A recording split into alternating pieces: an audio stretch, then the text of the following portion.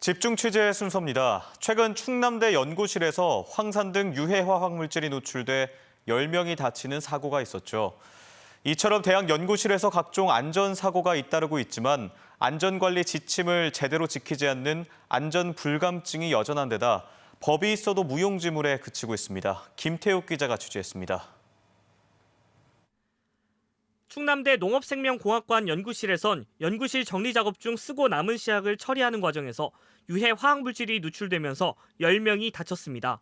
폐시약을 한데 섞어 버리는 과정에서 강력한 화학 반응이 일어난 것으로 추정되는데 이런 사고에 대한 우려가 이미 제기됐던 것으로 확인됐습니다.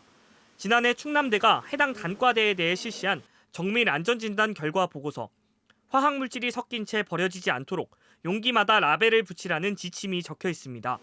하지만 이번 사고 현장에서는 아무런 표시가 없는 용기가 발견됐습니다. 원래대로라면 함량을 낮춘다든지 폐액 등에 버려도 사실은 한 가지 물질 위주로 버리는 게 제일 깔끔하죠. 사고가 안 나죠. 그래. 특히 내부 지침에 혼합 폐기 시 주의를 요하는 화학 폐기물로 질산과 황산, 과산화수소까지 규정해 놓았지만 실제 처리 과정에서는 지켜지지 않았습니다.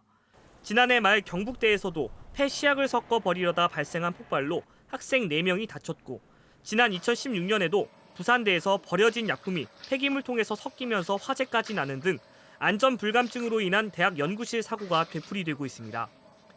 2년 전 실험실 등의 안전관리를 규정한 연구실 안전법이 마련됐지만 책임자 지정 등 몇 가지 의무 조항만 명시해 놓았을 뿐 화학물질 관리법처럼 구체적인 위험물질 취급 기준 등은 없습니다. 법령에서는 안전 점검을 연 1회를 해야 된다. 안전 교육을 받아야 된다. 그런 거가 규정이 돼 있는 거고요. 디테일을 담고 있지는 않습니다. 연구실 사고가 끊이지 않고 있지만 법은 현실을 따라가지 못하고 현장에서는 이마저도 제대로 지켜지지 않고 있습니다.